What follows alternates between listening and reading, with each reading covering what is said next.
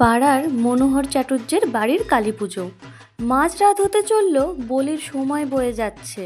ঘাতক অনুপস্থিত। লোক ছুটল তাকে ধরে আনতে, কিন্তু গিয়ে দেখে সে পেটের ব্যথায় অচেতন। ফিরে এসে খবর দিতে চাটুর্য মশাই উদ্বিগ্ন হয়ে বললেন, এ তুই কি বলছিস? আরে, বলি যদি না হয় মায়ের পুজো তো বন্ধ হয়ে যাবে। এখন উপায় কি? উপায় একটা আছে কর্তা, পাঁঠা কাটতে পারে লালু। এমন অনেক পাঁঠা সে আগেও কেটেছে। আর কি? তবে যা, এখনই তাকে নিয়ে আয়।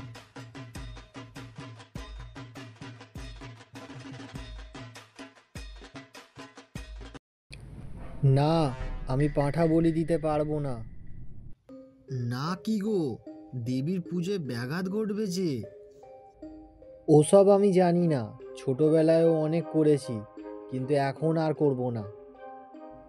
বাবা, ওরা বিপদে পড়ে তোর কাছে এসেছে, ওদের এভাবে ফেরাস না। বাবার কথা অমান্য করার সাহস লালুর নেই। তাই সে এলো মনোহর চাটুর্যের বাড়িতে।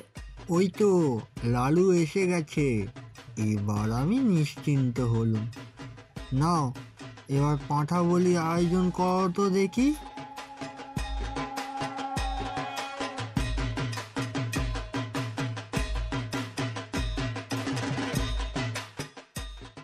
কই, আর পাঁঠা কই?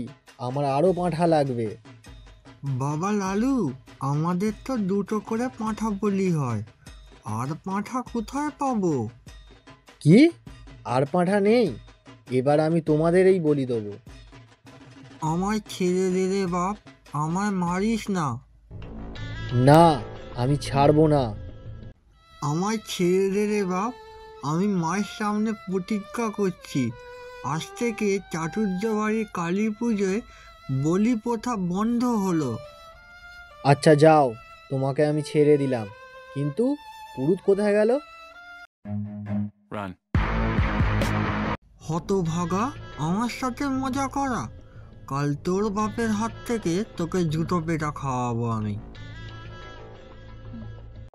জুতোর বাড়ি তাকে খেতে হয়নি।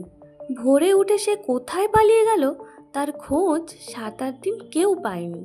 মায়ের সামনে প্রতিজ্ঞা করার কারণে মনোহর চাটুর্যের বাড়িতে পাঁঠা বলি প্রথা বন্ধ হয়ে গেল।